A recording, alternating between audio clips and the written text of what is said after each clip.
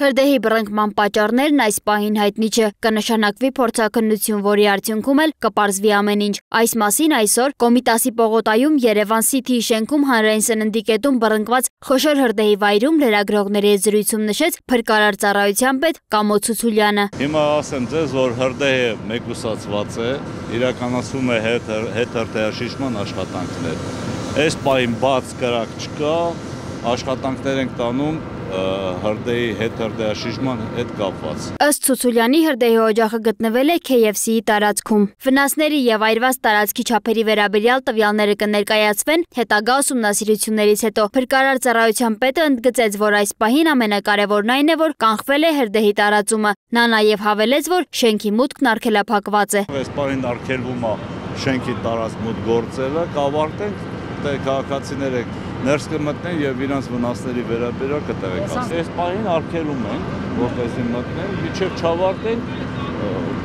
այս պահին հնարավորություն չկա ավարտից հետո։ Ավելի վաղ ներքին գործերի նախարարության մամուլի քարտուղար Նարեկ Սարգսյանը տեղեկացրել էր, որ հրդեհի բռնկման մասին ահազանգ են ստացել առավոտյան 11:08 եւ անմիջապես դեպքի վայր է մեկնել 14 մարտական հաշվարկ, նաեւ ավտոսանդուղք եւ հերթապահ խմբեր հրդեհաշիջման եւ փրկարարական աշխատանքների կազմակերպման նպատակով։ Այս պահին հայտարարվել է հրդեհի բարդության թիվ 3 կանչ, այս պահին աշխատում են այստեղ հրդեհաշիջման աշխատանքների ներգրաված են 14 մարտական հաշվարկ, հրդեհաշիջման աշխատանքները ինչպես տեսակ ղեկավարում է փրկարար ծառայության տնօրենը, այդ պահին քաղաքացիները տարհանվել են, մինչ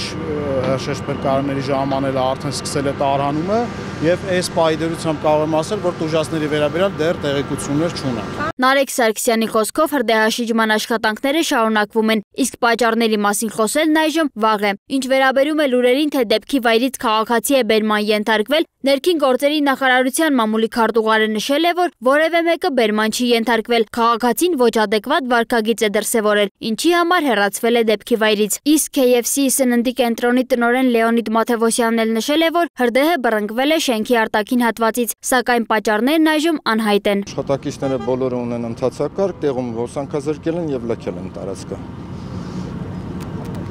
Միայն պատմի պատասխանատու աշխատակից էլ փորձել է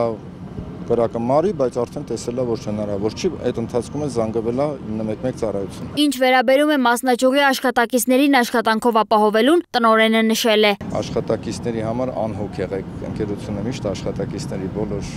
աշխատակիցների հոգսերը